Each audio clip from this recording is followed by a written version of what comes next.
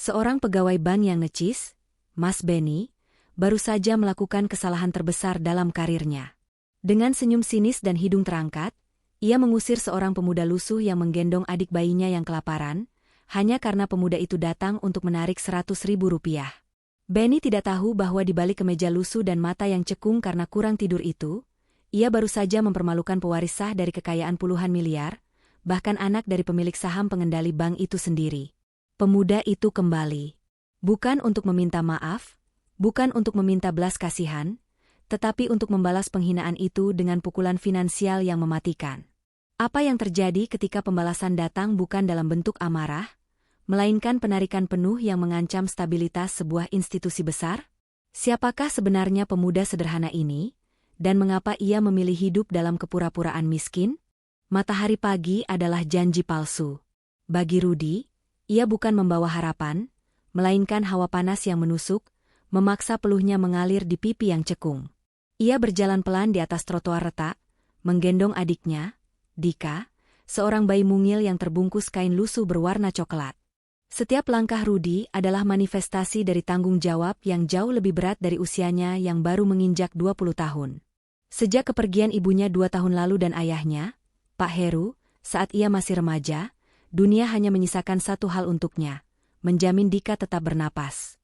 Rudy berkulit legam, rambutnya kusut, dan baju yang ia kenakan sobek di bagian lengan. Ia adalah visualisasi hidup dari kemiskinan sejati. Atau setidaknya, kemiskinan yang ia yakini harus ia jalani, sesuai dengan nilai-nilai kesederhanaan ekstrim yang diwariskan ayahnya. Namun, hari ini, kesederhanaan itu telah mencapai titik nadir. Dika menangis lirih karena lapar. Di tangan Rudy, tergenggam erat sebuah buku tabungan tua berwarna biru yang ia temukan di laci ayahnya. Tujuan Rudy jelas. Ban Mitra Indah, sebuah bangunan megah dari kaca dan marmer yang menjulang angkuh di tengah deretan toko kusam. Ia hanya butuh 100.000 rupiah, cukup untuk membeli nasi dan susu untuk Dika. Saat pintu kaca otomatis terbuka, keheningan di lobi ban yang dingin menyergap, segera disusul oleh pandangan tajam, cibiran, dan tawa tertahan dari para nasabah dan staf. Kontras itu brutal, kemewahan ban melawan kekumuhan Rudy. Seorang satpam mendengus, "Ngapain bawa-bawa anak ke sini?" Rudy hanya mampu menahan napas, menekan amarah dan malu yang membuncah di dadanya. Ia tidak datang untuk meminta belas kasihan, ia datang untuk mengambil haknya. Dengan langkah mantap, ia duduk di kursi tunggu, mendekap Dika, menunggu nomor antrean, A023. Ketika nomornya berbunyi, Rudy melangkah ke meja layanan. Di hadapannya duduk Mas Benny, seorang petugas muda berdasi rapi, yang lebih menonjolkan ekspresi jijik yang spontan. Mas Benny mengerutkan hidungnya, menyipitkan mata, lalu menoleh ke temannya sebelum berujar dengan suara lantang dan nada mengejek. "Maaf ya, ini bank, bukan tempat buat minta-minta. Pulang dulu sana." Tawa kecil, dingin, dan menusuk terdengar dari meja sebelah. Wajah Rudy memucat. Ia tak berkata apa-apa. Ia hanya menunduk, mengelus punggung Dika yang mulai menggeliat. Detik-detik keheningan itu terasa seperti siksaan publik yang sengaja. Bukan karena ia lemah, tetapi karena ia masih berpegangan pada ajaran ayahnya, diam adalah kemewahan terakhir orang yang difitnah. Namun, kali ini, diam terasa seperti kekalahan yang memalukan. Tanpa mendapatkan bantuan, hanya cemoohan, Rudy berbalik. Langkah gontainya membawa ia keluar, meninggalkan Bank Mitra Indah, dengan luka batin yang mengalir lebih deras daripada peluhnya. Begitu sampai di rumah kecil yang kusam, setelah menidurkan Dika, Rudy menatap laci kayu tua. Ia teringat ayahnya, Pak Heru, yang berprinsip bahwa harta adalah racun jika tidak dikendalikan. Selama ini, ia menghormati prinsip itu, menjalani kemiskinan yang sebetulnya hanya simulasi. Tapi hari ini, simulasi itu menghina martabat adiknya. Ia membuka laci, mengambil buku tabungan biru tua itu. Jantungnya berdebar kencang saat membuka lembar saldo terakhir. Angka di sana bukan 100.000, bukan juga 1 juta. Angka itu adalah puluhan miliar rupiah. Rudy tahu saat itu juga. Ajaran kesederhanaan ayahnya telah gagal melindunginya di dunia, yang hanya menghargai tanda kekuasaan. Dia mencoba hidup cukup. Ayah, bisiknya lirih, menatap langit-langit yang berjamur. Tapi hari ini, mereka melewati batas. Dunia ini tidak menghargai kemiskinan, bahkan yang disengaja. Tekadnya menyala. Ia memutuskan untuk melanggar sumpah kesederhanaan. Ia akan kembali ke ban itu, bukan hanya untuk mengambil 100.000, tetapi untuk menarik semua dananya, dan sekaligus mengungkap rahasia yang jauh lebih gelap dari sekadar nominal kekayaan. Keputusan Rudy untuk kembali ke ban bukan didorong oleh dendam sesaat, melainkan oleh sebuah konfrontasi internal yang telah lama ia tunda. Ia kini memegang bukti bahwa ayahnya, Pak Heru, bukan sekadar ayah yang baik, tetapi seorang raksasa finansial yang memilih hidup dalam anonimitas. Pak Heru adalah pemilik saham pengendali Ban Mitra Indah. Saldo puluhan miliar rupiah itu adalah warisan yang sengaja ditinggalkan dalam kondisi tersembunyi, menguji apakah Rudy bisa hidup mandiri tanpa tergiur oleh kekayaan. Rudy tahu, kehinaan yang ia alami di tangan Mas Benny adalah ironi terbesar. Ia, pewaris sejati bank, dipermalukan oleh pelayan bank ayahnya sendiri. Namun, ada lapisan lain yang jauh lebih dalam. Malam itu, sambil menatap buku tabungan di bawah cahaya lampu yang redup, Rudy mengingat percakapan terakhirnya dengan ayahnya 3 tahun silam. Pak Heru meninggal bukan hanya karena sakit biasa seperti yang selama ini Rudy yakini. Ayahnya telah lama berjuang di belakang layar Bank Mitra Indah. Ia adalah sosok idealistis yang ingin mentransformasi bank tersebut menjadi institusi yang humanis, menolak praktik pinjaman predatoris dan budaya kerja yang elitis. Namun, upaya reformasi itu ditentang keras oleh Dewan Direksi lama, yang dipimpin oleh faksi yang bersekutu dengan Pak Falah. Tekanan, intrik, dan pengkhianatan bisnis yang kejam membuat kesehatan Pak Heru merosot tajam dan akhirnya merenggut nyawanya. Kematiannya adalah, pada dasarnya, korban dari sistem arogansi yang kini diwakili oleh Mas Benny. "Aku tidak ingin kamu menjadi sombong, Nak," kata Pak Heru kala itu, suaranya serak. "Tapi yang lebih penting, jangan biarkan sistem yang tidak adil menang." Rudy menyadari, keputusannya untuk menarik seluruh dana kini bukan lagi hanya tentang pembalasan atas Mas Benny. Ini adalah perang simbolik melawan filosofi ban yang membunuh ayahnya. Ia ingin memberikan pukulan telak tidak hanya pada citra Mas Benny, tetapi pada pondasi finansial Bank Mitra Indah itu sendiri, memaksa Dewan Direksi untuk merenungkan kembali nilai-nilai mereka. Jika bank itu mengusir pemiliknya karena penampilannya yang sederhana, maka bank itu tidak layak eksis. Taruhan di tangannya kini adalah stabilitas Bank Mitra Indah. Ia menggenggam buku tabungan itu erat. Kelemahan terbesarnya, menahan emosi dan kurangnya pengalaman, kini harus ia tutupi dengan ketegasan yang dingin. Ia harus bergerak cepat dan tanpa emosi. Dika, yang tidur tenang di tikar, adalah motivasi intinya. Ia harus memastikan Dika tidak perlu lagi merasakan kehinaan yang ia alami hari itu. Tujuan utamanya bukan lagi hanya makan, tetapi keamanan absolut dan keadilan pahit. Rudy memutuskan untuk melakukan 2 hal. Pertama, memastikan Dika aman. Kedua, melakukan transformasi total dalam waktu 1 jam. Malam itu, tidur Rudy hanya sesaat, penuh bayangan ayahnya dan raut wajah Mas Benny yang mengejek. Ia mempersiapkan kemeja putih bersih yang selama ini tersimpan di laci, warisan lain dari Pak Heru, ayahnya. Malam telah berlalu. Rudy kini berdiri di depan cermin kecil. Ia telah mencukur janggutnya yang tipis, menyisir rambutnya, dan mengenakan kemeja bersih. Ia melihat pantulan dirinya. Ia bukan lagi gembel yatim dari pagi hari, tetapi ahli waris yang terluka. Ia mengambil kunci motor tua ayahnya. Sejam setelah keputusan bulat itu, Rudy telah bertransformasi. Ia tidak mengenakan pakaian mahal atau bermerek, tetapi kemeja putih bersih, celana bahan abu-abu gelap yang rapi, dan sepatu kulit mengkilap, pakaian yang memancarkan otoritas diam alih-alih kekayaan mencolok. Keunggulan visual yang ia miliki kini sebanding dengan kekuasaan finansial yang ia genggam. Sebelum menuju arena konfrontasi, Rudy mampir ke rumah Tante Anggi, adik kandung ibunya. Tante Anggi adalah satu-satunya jaring pengaman emosional mereka, sosok lembut yang diam-diam selalu membantu. "Tante, boleh titip Dika sebentar?" tanya Rudy, suaranya tenang tapi mengandung ketegasan baru. Tante Anggi, yang melihat perubahan aura pada keponakannya, tersenyum hangat dan mengangguk. "Tentu boleh, Nak. Pergilah." Kehadiran Tante Anggi adalah pengingat bahwa di balik segala kekayaan dan kemarahan, masih ada cinta dan dukungan tulus. Rudi menyalakan motor tua ayahnya dan melaju kembali ke Ban Mitra Indah. Kali ini, ia datang sebagai pelaksana putusan. Sesampainya di depan ban, ia melihat seorang satpam yang tadi pagi mendengus padanya. Satpam itu kini berdiri tegak, terkejut melihat penampilannya yang berwibawa, lalu buru-buru memberi hormat. "Selamat pagi. Silakan masuk, Pak," ucap satpam itu sopan.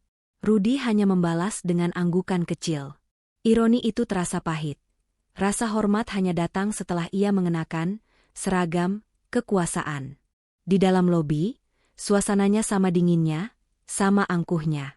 Rudi mengambil nomor antrean, A102, dan duduk tenang. Matanya tajam, fokus pada teller 1, tempat Mas Benny duduk. Ia memperhatikan Benny, yang tampak sibuk mencatat, tanpa ada sedikit pun penyesalan di wajahnya. Tak lama, suara pengeras berbunyi. A102, silakan ke teller 1. Rudi bangkit perlahan. Setiap langkah yang ia ambil terasa berbobot, langkah menuju keadilan yang ia yakini. Ia berdiri tepat di depan Mas Benny. Benny mendongok, matanya sempat menatap Rudi sekilas, tapi buru-buru menunduk. Ia belum mengenali pemuda yang rapi di depannya sebagai gembel yang ia usir tadi pagi. "Selamat pagi, ada yang bisa saya bantu?" kata Benny datar, tanpa melihat wajah nasabah. Rudi mengeluarkan buku tabungan biru tua itu dan meletakkannya di atas meja. Suaranya tenang, tapi memiliki resonansi yang tak terduga. "Saya ingin melakukan penarikan tunai." Jeda sejenak, membuat Benny akhirnya mendongak. "Penarikan penuh. Puluhan miliar, Mas." Mata Mas Benny langsung membelalak. Ekspresi jijik yang tadi pagi ia tunjukkan digantikan oleh keterkejutan murni. Bibirnya terbuka setengah. Ia menatap Rudi, lalu buku tabungan, lalu kembali ke Rudi, berusaha menyatukan kepingan teka-teki. Nominal fantastis itu mengagetkannya, tetapi sorot mata Rudi yang dingin dan tanpa emosi mulai terasa familiar. Mas, maaf," ucap Benny terbata-bata, nyaris berbisik. "Apakah Anda orang yang tadi pagi?" Rudi menatap langsung ke mata Benny. Ia tidak tersenyum, tidak marah, hanya tenang. Ia hanya berkata satu kata, yang membawa bobot puluhan miliar rupiah di belakangnya. "Ya." Keheningan yang mencekik turun di teller 1. Pengakuan singkat Rudi, "Ya," memecahkan benteng arogansi Mas Benny. Wajah Benny langsung memucat. Ia refleks meletakkan buku tabungan di meja seolah benda panas yang memalukan. "Mas Rudi, saya minta maaf. Saya benar-benar tidak tahu," kata Benny dengan cepat dan panik, suaranya kini melengking. "Saya kira Anda pengemis. Saya hilaf." Permintaan maaf itu terdengar tulus, tetapi datang terlambat. Tulus karena ketakutan, bukan karena empati. Rudi menyadari, Mas Benny tidak menyesali perbuatannya, dia menyesali identitas korbannya. Rudi berdiri dengan ketenangan yang mematikan. "Saya tidak datang untuk membalas dendam personal, Mas Benny," katanya, nada suaranya datar. "Saya datang untuk menunjukkan bahwa bank ini, yang didirikan ayah saya di atas nilai-nilai kerendahan hati, telah menjadi institusi yang sakit karena arogansi. Ini adalah konflik nilai utama yang ia bawa ke permukaan. Tapi sebelum saya memutuskan apakah saya akan memaafkan kesalahan Anda atau sistem ini," lanjut Rudi, "saya ingin bertemu dengan manajer bank ini, Pak Falah. Sekarang juga." Mas Benny, yang sudah tak berdaya, langsung berdiri tanpa bertanya lebih lanjut. Dengan langkah tergesa dan napas memburu, ia berlari ke ruang kaca kantor manajer. Pak Falah, pria berusia 50-an yang berwibawa, terkejut melihat Benny masuk tanpa mengetuk. Benny, dalam kondisi panik total, hanya bisa berkata, "Bapak harus ke depan. Ada nasabah, ada masalah besar." Pak Falah, yang selalu menjaga wibawa, memasang jasnya dan berjalan keluar. Ia melihat Rudi, pemuda berpenampilan rapi yang berdiri tenang di depan teller. Tidak ada yang aneh, kecuali aura ketegasan yang mengintimidasi. "Selamat pagi. Ada yang bisa saya bantu, Mas?" tanya Pak Falah, mencoba menjaga nada suaranya tetap profesional. Rudi menatapnya lurus. Ia tidak tersenyum, tidak menunjukkan amarah. Saya datang ke sini untuk mengambil uang saya. Tadi pagi, saya datang dengan pakaian lusuh, menggendong adik saya, hanya ingin mengambil 100.000 rupiah untuk makan. Tapi saya dihina, ditertawai, dan diusir oleh pegawai Anda, Mas Benny, katanya, suaranya jelas, cukup keras untuk didengar oleh para pegawai di sekitarnya. Ruangan lobi mendadak sunyi. Mas Benny menunduk di belakangnya, tubuhnya gemetar. Rudi melanjutkan, saya bukan siapa-siapa bagi Anda tadi, Pak Falah. Tapi kini, mungkin Anda harus mengenal saya. Saya adalah anak dari almarhum Pak Heru, pemilik saham pengendali terbesar di Bank Mitra Indah ini. Pak Falah terdiam, langkahnya terhenti seketika. Nama Pak Heru adalah nama legendaris yang membawa bobot sejarah dan kekuasaan absolut di bank itu. Mulutnya terbuka. Ia menyadari, pemuda yang baru saja dipermalukan adalah pewaris yang sah. Pak Falah mendekat, suaranya nyaris gugup. Anda putra dari Pak Heru? Maafkan kami, Mas Rudi. Ini sangat mengejutkan. Rudi tidak menjawab. Ia hanya menyerahkan buku tabungan itu kembali kepada Pak Falah. Lihat sendiri, Pak. Biar Anda tahu siapa yang semalam tidur dengan perut kosong, karena dipermalukan di tempat yang seharusnya menjadi haknya. Lihatlah nilai yang Bapak dan bawahan Bapak pegang selama ini. Pak Falah menerima buku itu. Saat ia membuka dan melihat deretan angka puluhan miliar rupiah di saldo, wajahnya langsung pucat. Ia menatap Rudi, yang kini hanya berbisik dengan nada dingin, saya minta penarikan penuh. Pindahkan semua dana ini ke bank lain. Hari ini juga. Permintaan penarikan penuh yang diucapkan Rudi adalah klimaks yang menghancurkan. Itu bukan sekadar transaksi. Itu adalah pukulan telak bagi reputasi dan, yang lebih penting, kekuatan finansial Bank Mitra Indah. Kehilangan dana puluhan miliar rupiah adalah gempa bumi yang mampu menggoyahkan stabilitas bank di pasar lokal. Pak Falah menyadari, kepergian nasabah ini adalah kerugian citra yang tak terhitung harganya.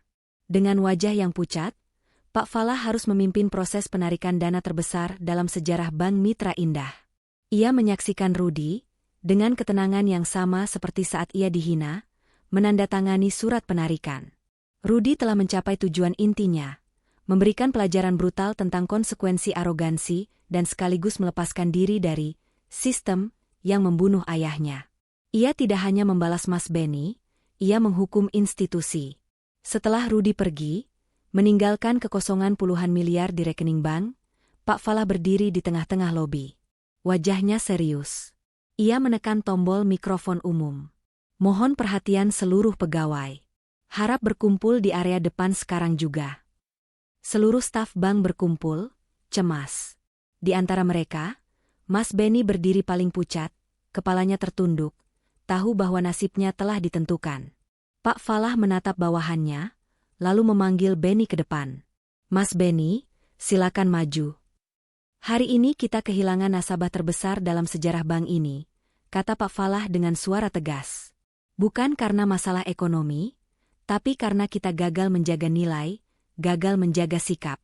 Pegawai di garis depan pelayanan telah mempermalukan anak dari pemilik saham pengendali bank ini. Hanya karena ia datang dalam keadaan sederhana. Lalu, putusan itu keluar, mulai hari ini, Mas Benny, Anda resmi saya berhentikan sebagai pegawai Bank Mitra Indah. Perilaku Anda tidak bisa ditoleransi. Bank ini berdiri bukan hanya karena uang, tapi karena kepercayaan. Suasana mendadak hening. Mas Benny tertunduk, menerima nasibnya.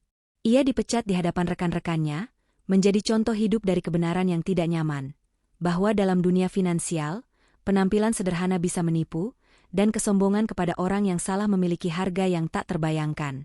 Rudi, yang kini berada di motor tuanya, melaju menjauh dari bank, tidak merasakan euforia. Keadilan telah ditegakkan, tetapi dengan cara yang kontroversi. Ia menggunakan kekayaan ayahnya, kekuatan yang sama elitisnya dengan arogansi Mas Benny, untuk memaksakan keadilan. Apakah membalas arogansi dengan kekuasaan adalah keadilan sejati, atau sekadar pergantian dominasi? Ini adalah dilema moral terakhir yang ia hadapi. Ia telah melanggar prinsip kesederhanaan ayahnya, tetapi ia telah menyelamatkan Dika dan membalaskan dendam sistemik ayahnya. Ia menghela napas. Bayangan Mas Benny yang pucat dan raut ayahnya yang sakit bercampur di benaknya. Rudi tahu, perjalanannya tidak berakhir di sini. Kini ia adalah seorang miliarder, ahli waris yang terpaksa kaya, yang harus berjuang untuk tidak menjadi arogan seperti mereka yang baru saja ia hukum. Dika tertidur nyenyak, tidak menyadari bahwa hidupnya telah diubah oleh satu kali perjalanan ke bank. Kisah dua gembel yatim piatu itu berakhir dengan pelajaran yang pahit dan kontroversial. Di dunia yang kejam, terkadang keadilan hanya bisa dibeli dengan harga yang sangat mahal, dan penghinaan hanya dibalas dengan pukulan finansial yang mematikan. Rudi telah memenangkan pertempuran, tetapi pertanyaan tentang harga kesederhanaan akan selalu menghantuinya. Kisah Rudi berakhir dengan sebuah kemenangan yang pahit dan kontroversial. Ia berhasil membalaskan dendam sistemik ayahnya dan menjatuhkan Mas Benny yang arogan dengan cara yang paling telak. Penarikan dana puluhan miliar yang mengguncang Bank Mitra Indah. Kini ia adalah seorang pewaris yang terpaksa kaya, yang harus terus berjuang agar tidak menjadi arogan seperti mereka yang baru saja ia hukum.